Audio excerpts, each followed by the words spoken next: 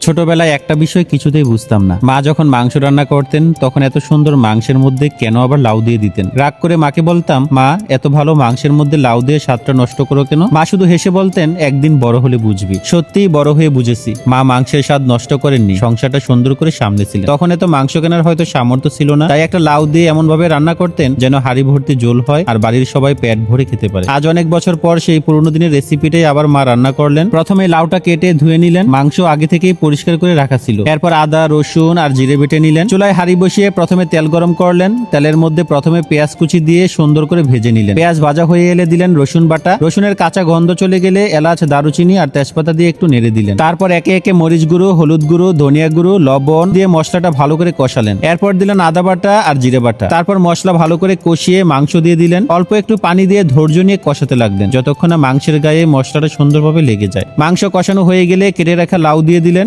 একেবারে সব লাউ হাঁড়িতে ধরছিল না, তাই অর্ধেক আগে দিলেন। একটু নরম হয়ে জায়গা হলে বাকি লাউ দিয়ে ভালো করে মিশিয়ে নিলেন। আমি বাজার থেকে ইচ্ছে করে একটু বয়সী বিচি পুষ্ট লাউ এনেছিলাম। মা বললেন, এই লাউটাই মাংসের সঙ্গে সবচেয়ে ভালো লাগে। লাউটা সিদ্ধ হতে একটু সময় নেয় বলে মা পরিমাণ মতো পানি দিলেন, যেন সেই পানিতেই লাউ আর মাংস দুটোই ধীরে ধীরে সিদ্ধ হয়। রান্না শেষ করে মা চুলা থেকে হাঁড়ি নামিয়ে ভাত বসালেন। চাল আগে থেকেই ভিজে রাখা ছিল, তাই ধুয়ে হাঁড়িতে দিয়ে দিলেন। আচ্ছা, আজকের রেসিপিটা আপনাদের কেমন লাগলো অবশ্যই কিন্তু কমেন্টে জানাবেন। আর যারা এখনো লাউ দিয়ে গরুর মাংস রান্না করে দেখেননি, একবার অবশ্যই ট্রাই করবেন। ভালো লাগলে ভিডিওটি শেয়ার করবেন। আর এমন গ্রাম বাংলার পুরনো দিনের রেসিপি দেখতে চাইলে অবশ্যই ফলো করবেন কেপিস কুকিং ব্লগ। ভাতটা হয়ে গেলে আমি আর অপেক্ষা করতে পারলাম না। গরম ভাতের সঙ্গে লাউ আর নরম গরুর মাংস প্লেটে তুলে খেতে বসে পড়লাম।